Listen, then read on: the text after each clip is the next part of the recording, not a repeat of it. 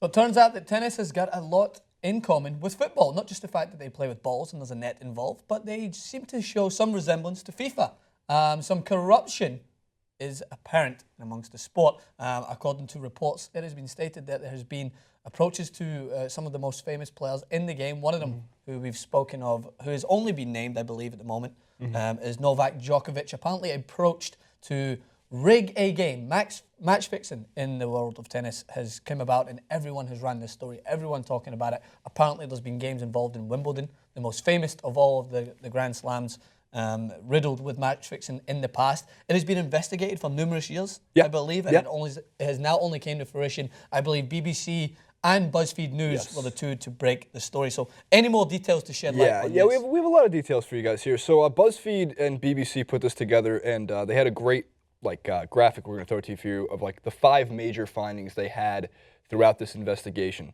So it starts off with winners of singles and doubles titles at Grand Slam tournaments are among the core group of 16 players who have repeatedly been reported for losing games when highly suspicious bets have been placed against them.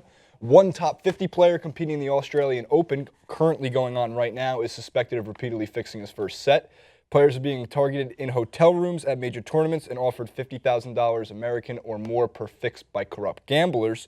And then it continues, for gambling syndicates in Russia and Italy have made hundreds of thousands of pounds placing highly suspicious bets on scores of matches, including at Wimbledon and French Open. And the names of more than 70 players appear online. 9 leaked lists of suspected fixers who have been flagged up to the tennis authorities over the past decade without being sanctioned. Now, if you go over to BuzzFeed, BBC, you can check out the full-length article. It's long, it's lengthy, it's I think around 15 to 20,000 words. Worth the read. It is absolutely worth the read. So interestingly, they did find, BBC found a tennis player, now ex-tennis player, Daniel Kohlerer, who we have a video of, and he explains how he was approached in this match-fixing scandal.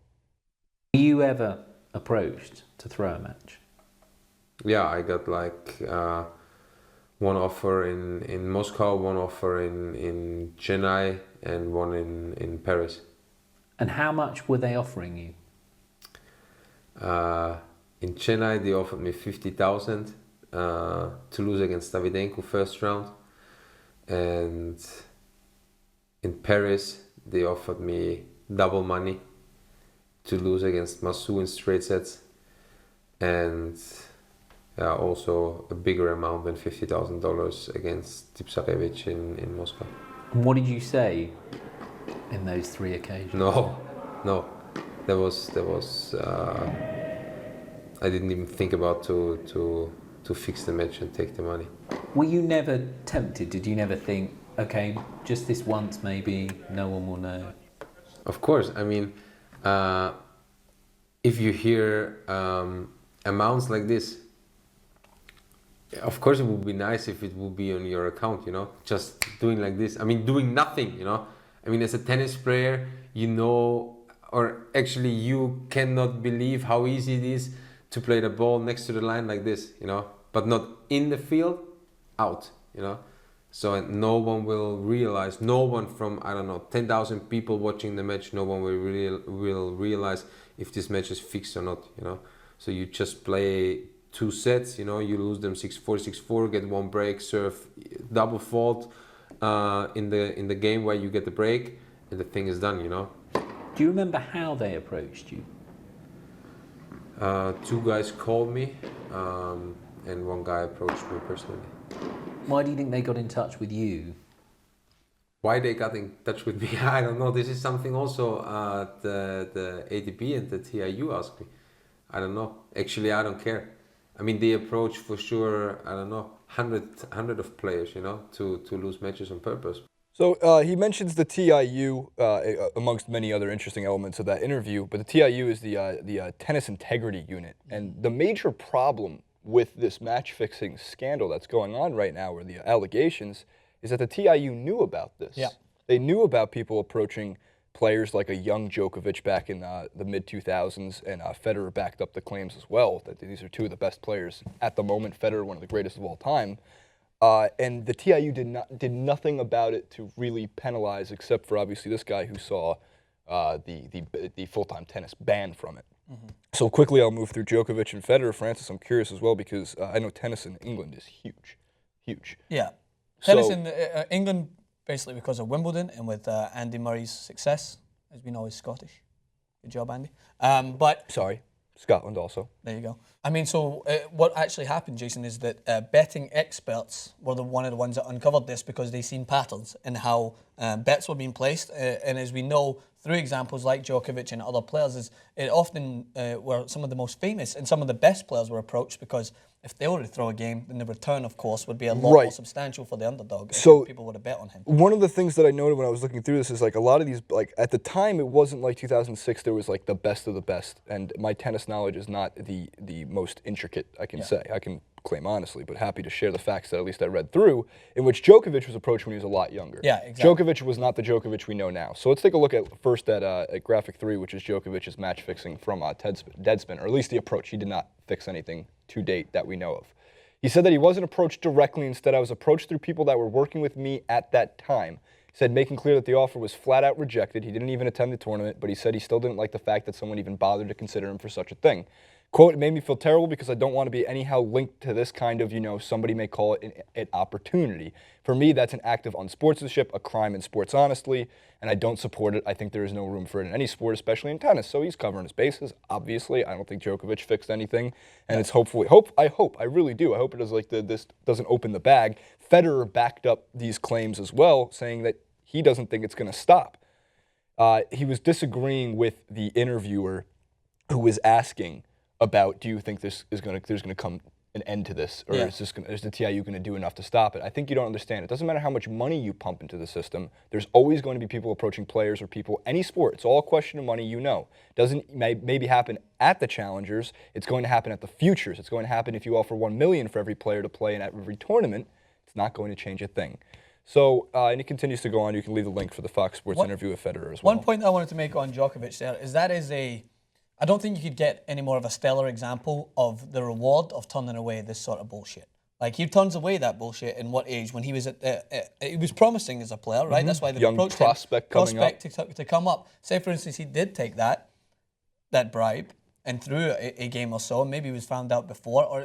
I think there's a certain, I can't talk personally, but I can assume that there is a certain amount of mental dissatisfaction that comes along with throwing a game in a sport that you're passionate about. So say, for instance, Djokovic throws that game or two, it's going to have a mental play on him where he might not think to himself, I've sold myself short, this is my passion. Whereas what he did do was he turned that away, he focused himself mentally on becoming the best at sport, and now he's considered as one of the best ever.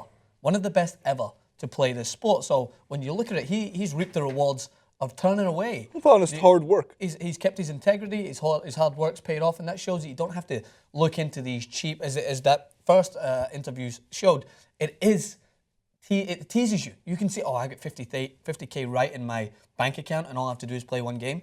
Maybe back then, especially when Djokovic was first approached with this, it would have been easier to take that because I would think that the sport wasn't as, every sport has grown as the economy's grown. So I'm sure that the payoff back then, if someone was offering him $50,000 at that time, that would have been a very lucrative offer because he might not have got that depending on what stage he got to in the tournament. Whereas now the game's progressed, even just entering the tournament, you're getting a good fee.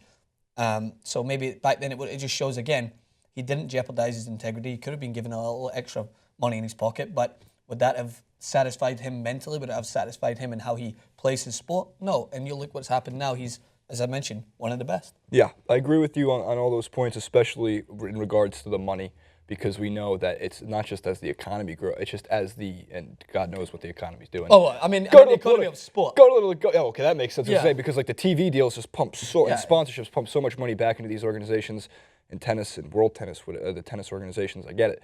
I thought the most interesting thing out of all of this was Daniel Kohler's interview, only because he mentions that you wouldn't know.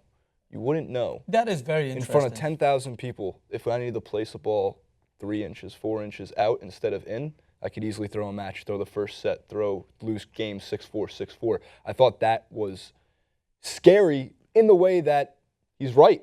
To the very common viewer in front of thousands of people nationally broadcasted, we probably wouldn't know. And the gamblers would get away with it. Of course, as a sports gambler, if Djokovic, if you are planning on throwing any matches, let me know. Please, you can send me a personal tweet, anything along those lines. Yeah. But obviously, joking aside, keep your integrity. It's right for the game. I'm sure more will come from this match fixing scandal. This is only the tip of the iceberg, as the the same thing iceberg with- gets thicker Same underneath. thing with FIFA. That's why I made that correlation at the Yeah. start. Is we're going to the problem with this is it's a little sad, but every single trophy is now going to be investigated. Everyone's integrity is under jeopardy. We hope that DIU didn't do much about it 10 years ago. So Exactly. So you never know. I would say to tennis fans all over the world is be prepared. You're going to have to weather the storm. Same thing happened with my beautiful game that I'm so passionate about. Everything came under scrutiny. Everything was put under the spotlight, and rightly so.